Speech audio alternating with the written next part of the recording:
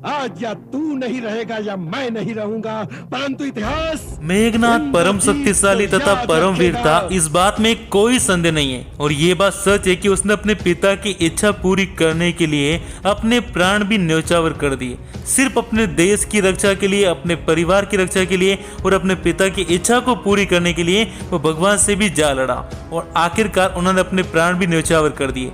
इस बात में कोई संदेह नहीं है कि यदि वो अपनी देवी निकुंभला का यज्ञ कंप्लीट कर लेता तो शायद वह अजय हो जाता और भगवान राम भी उसे नहीं हरा पाते।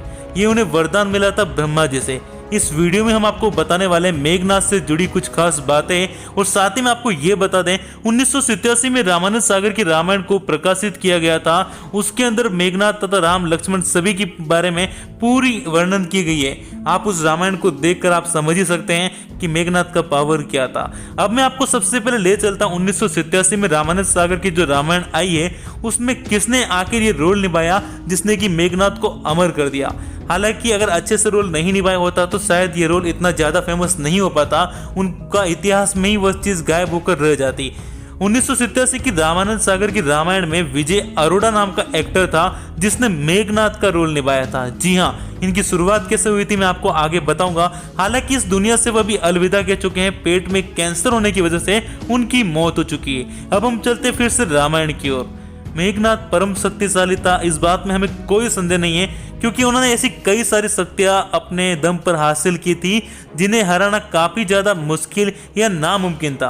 तीनों लोकों में मेघनाथ का सामना कर सके ऐसा कोई वीर नहीं था। एक बार जब महाराज रावण को इंद्र बंदी बनाकर स्वर्ग ले जा रहा था तो इंद्रजीत, जिसका नाम मेघनाथ था, उसने ही इंद्र को हरा कर और साथ ही में महाराज रावण को छुड़ाने के साथ साथ इंद्र को ही बंदी बना लिया और उसे अपने साथ लंका लेकर आ गया।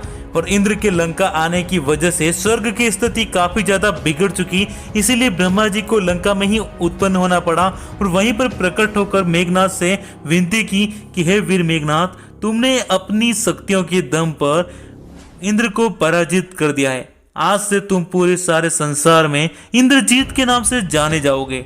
इतना कहने के साथ साथ उन्होंने इंद्र को छोड़ने के बारे में विनती की।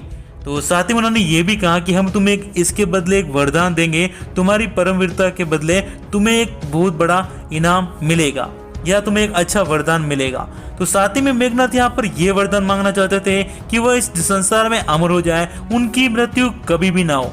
लेकिन सृष्टि के खिलाफ होने की वजह से ब्रह्मा जी ने कहा कि इस धरती पर जो भी जन्म लेता है उसकी मृत्यु तो होनी ही होनी है, हम तुम्हें ये वरदान नहीं दे सकते, तुम कुछ और मांगो। तब उसने कहा कि मुझे इस धरती पर कोई कभी हरा ना सके ऐसा वरदान दो।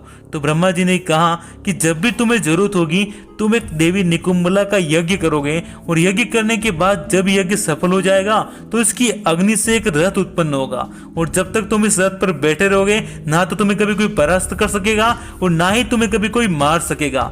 साक्षात वो भगवान भी तुम्हारा सामना नहीं कर सकेंगे।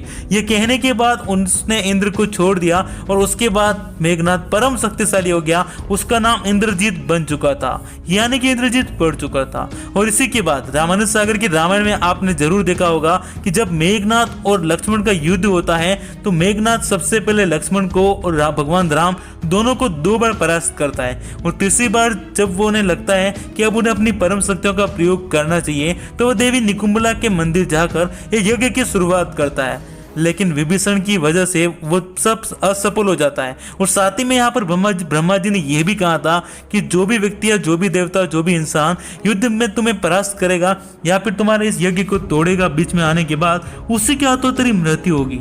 ये भी उन्हें ब्रह्मा जी ने कहा था। तो विभीषण के बताने के कारण लक्ष्मण ने आक्रमण कर दिया उस जब देवी निकुंभला का यज्ञ हो रहा था तब। और इस आक्रमण के बाद यज्ञ असफल रहा और ब्रह्मा जी के वरदान के अनुसार लक्ष्मण के हाथों ही मेघनाथ का वध हुआ। मेघनाथ को पता था श्री राम और लक्ष्मण साधारण मानव नहीं है, वो साक्षात भगवान है, लेकिन फिर भी अपनी पिता की इच्छा को पूरी करने के लिए उसने अपने प्राण को भी न्यौछावर कर दिए। और इस बात में कोई शक नहीं कि यदि वो निकुंभला का यज्ञ कंप्लीट कर लेता तो अजय हो जाता, भगवान राम भी उसे नहीं मार सकते थे। ब्रह्मा जी का और रामायण के बारे में कुछ चीजें थी जो मैंने आपके साथ शेयर कर दी। अगर आप भी मेघनाथ को वीर मानते हैं तो नीचे उनके बारे में कुछ अच्छी बातें जरूर लिखना।